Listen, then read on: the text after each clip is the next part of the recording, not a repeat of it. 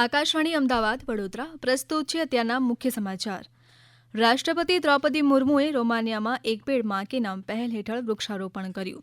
સરકારે paper leak વિરોધી draft બિલને મંજૂરી આપી। આવતા અઠવાડિયે સંસદમાં કાયદો રજૂ થવાની સંભાવના। કેન્દ્ર સરકાર અને સીજેપી વચ્ચે આજે ત્રીજા તબક્કાની વાતચીત થશે। રાજ્યમાં આજે સવારે 6 થી 10 વાગ્યા સુધીમાં 139 તાલુકાઓમાં વરસાદ।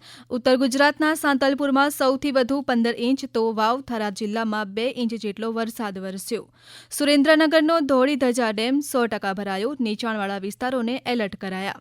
સુરેન્દ્રનગરના પાટડી તાલુકામાં પાણીમાં ફસાયેલા 6 લોકોને રેસ્ક્યુ ઓપરેશન હાથ ધરી સલામત બહાર કઢાયા। રાજ્યમાં પૂરની સ્થિતિ વચ્ચે નવસારીમાં સૈન્યએ અત્યાર સુધીમાં 43 લોકોને સુરક્ષિત સ્થળે ખસેડ્યા। સુરેન્દ્રનગર શહેરમાં ભોગાવો નદીના કાંઠા વિસ્તાર તેમજ નીચાણવાળા વિસ્તારોમાંથી 210 જેટલા જરૂરિયાતમંદ નાગરિકોને સફળતાપૂર્વક સ્થળાંતરિત કરાયા।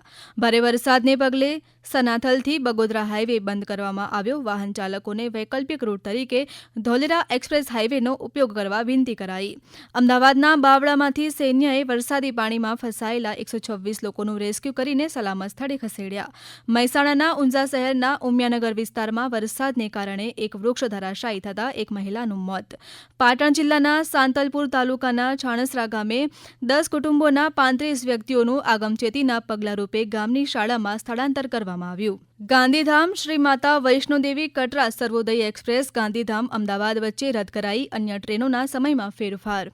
ભારે વરસાદને કારણે રવિવારે યોજાનાર ગુજરાત જાહેર સેવા આયોગની જુદી જુદી 34 ભરતીની સામાન્ય અભ્યાસની પ્રાથમિક પરીક્ષા મોકૂફ। ભારત અને ઝિમ્બાબ્વે વચ્ચે આજે હરારે ખાતે બીજી વન ડે મેચ રમાશે। આ હતા અત્યાર સુધીના મુખ્ય સમાચાર। હવે પછી આપ 12 વાગે મુખ્ય સમાચાર સાંભળી શકશો।